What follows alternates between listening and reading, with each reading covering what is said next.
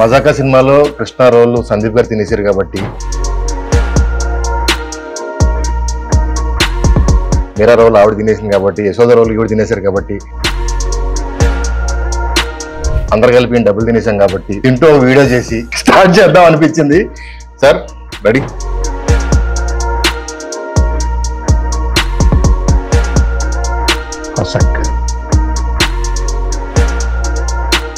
మనోడు వేరే టైమింగ్ లో పనిచేసాడు. ఇది నాకు మాత్రం అర్థమైంది.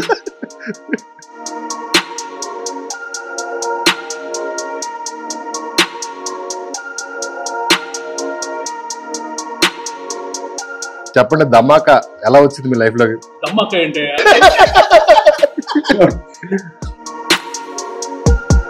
26 na